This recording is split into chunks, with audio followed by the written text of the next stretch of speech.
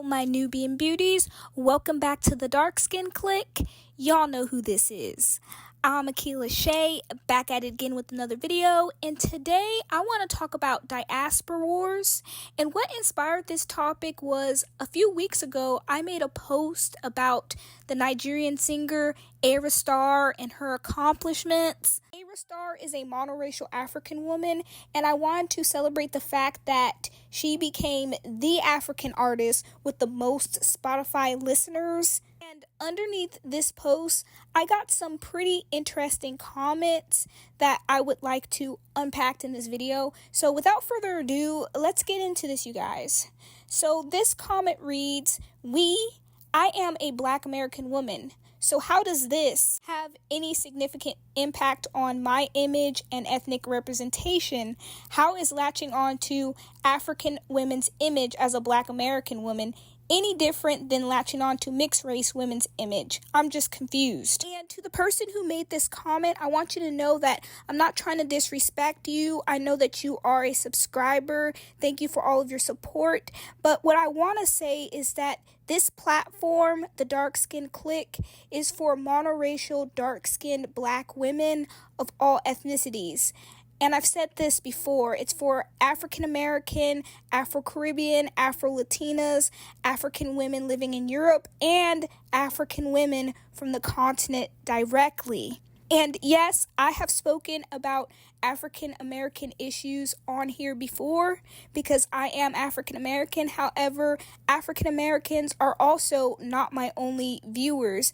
I have, Africans from Europe, I have Afro-Latinas, I have Africans from the continent directly, Nigerian Americans. And the reason why I welcome dark-skinned Black women of all ethnicities is because a lot of our experiences intersect with one another, even though we're from different cultural backgrounds or even though we're living in different countries.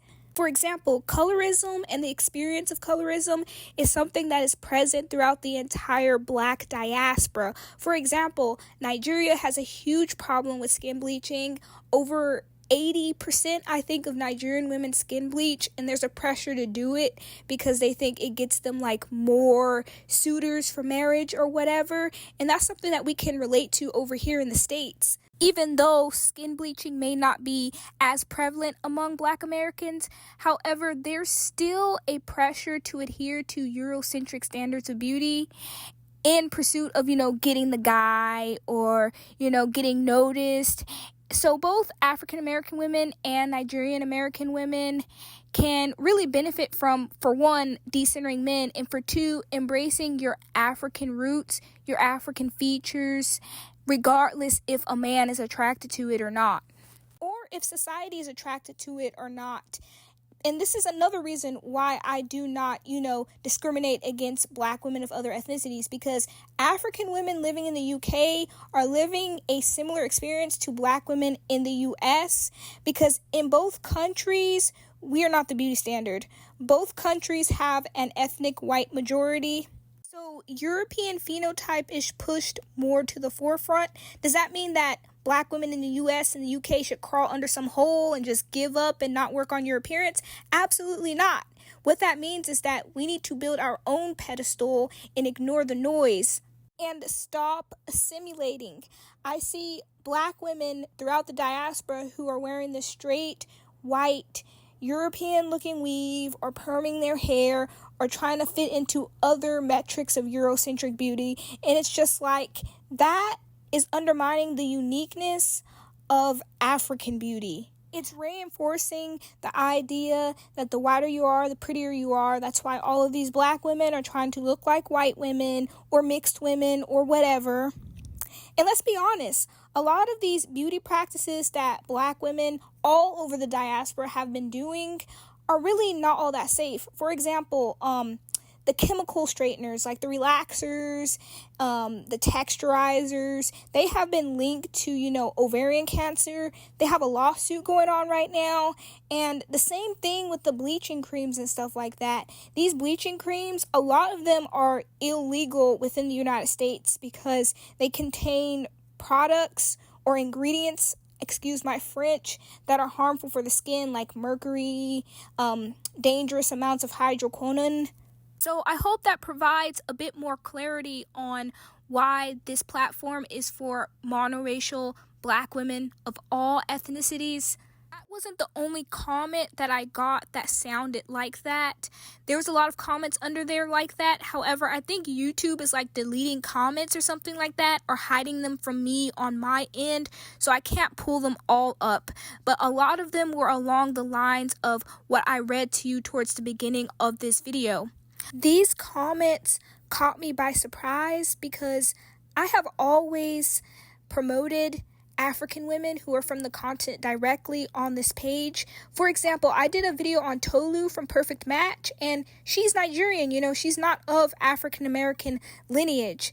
Yet no one was under that video saying, oh, well, Tolu's not American Black, therefore we can't relate to her, and X, Y, and Z. That's why I was very confused when I posted Ayra Starr, another Nigerian woman, mind you, they're both Nigerian, and I got the response I got, like, oh, well, she's not a Black American. And it's like, yeah, well, I don't only post Black Americans on this channel. I've been posting several African women on this channel. Tolu, Ayra Starr, and Anakiai, supermodel. She's 100% South Sudanese, and Claudia Darlene, who is Ghanaian, I believe, and the list goes on. Another thing that I've heard stated, not only like under this video, but just in general, like the whole diaspora wars argument, like the type of stuff that you'll hear, a Tariq Nasheed say, is that other Black Africans have not been through chattel slavery, and because of chattel slavery, African Americans have built their own unique culture that is drastically different from continental Africans. That is true to a degree. Chattel slavery definitely separated us from our African roots. It definitely made us more Americanized. It definitely made us more likely to assimilate, which I talked about that previously. However, I refuse to allow chattel slavery to be the defining event that pretty much shapes my identity as an African or an African American.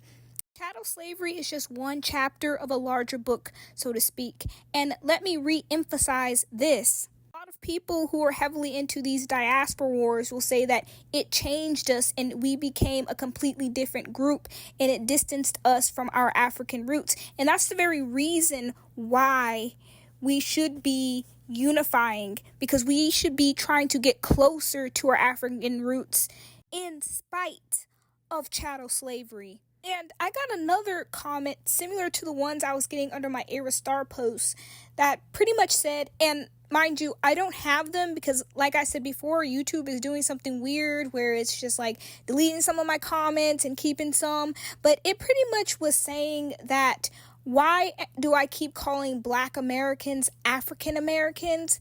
And I should just use the word Black, and African American is inaccurate because we are no longer Africans. And you guys, I could not disagree with that statement any more than what I already do. Just because Black Americans, African Americans have been living in America for generation after generation, hundreds of years, that doesn't change the blood that's flowing through our veins. That doesn't change our DNA. If you take a Japanese snake to Australia, that doesn't change the fact that it's a Japanese snake. And the same thing with Africans. If you take Africans across seas to America and they procreate there for generations upon generation upon generation, that doesn't change the fact that they are African people. They're just African people within a different environment. I also presented this comparison. There's a lot of second and third generation Asian people in this country right now. There's a lot of second and third and fourth generation Mexican mestizos in this country right now. A Mexican family living in America for multiple generations does not change the fact that they are Mexican. It does not change the fact that Mexico was their place of origin. And the same goes with the Asians that I mentioned before. There are lots of Asian families who have also been living in the United States for multiple generations. Doesn't change the fact that they're Asian. They've never been to Asia. A lot of these little Asian kids at the universities right now have never been to Asia. It doesn't change the fact that they're Asian. The same is true for Black Americans, African Americans. African Americans have never been to Africa, but that does not change the fact that they are African. That does not change the blood and the DNA that they possess. Now, if you're talking about biracial people who are 50% or more of something else, that is a completely different conversation. I am talking about monoracial African Americans whom, if you would give a DNA test to, the overwhelming majority of their DNA would be African.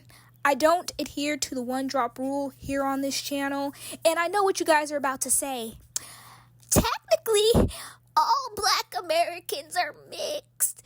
All Black Americans are multi-generationally mixed from when Massa used to rape the slaves. Black Americans, African Americans, love to over-exaggerate the amount of European and Native American ancestry that they actually have. It's actually an inferiority complex. They're attempting to separate themselves from Africa because it's a self-hate issue. The average Black American is about 15 to 20% European at best. 20% is on the higher end, you guys. 20% or 15% or anything in the middle, that's the equivalent to like 1 or 2 white ancestors. It don't mean shit.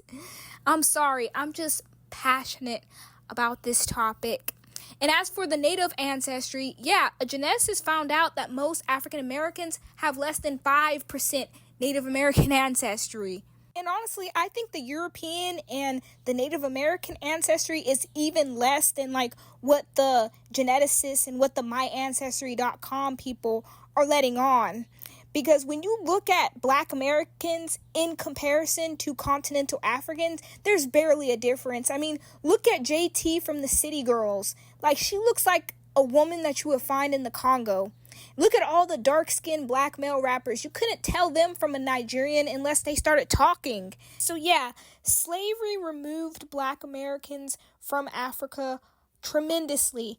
However, what people don't acknowledge is that there's still small remnants of Africa within Black American culture. For example, soul food and Southern food in general, it has a lot of West African influence, like the jambalaya is similar to jollof rice, like in flavor and like the type of spices they use. Also, too, both African American and Africans eat collard greens. Sweet potatoes is a staple in both cultures as well.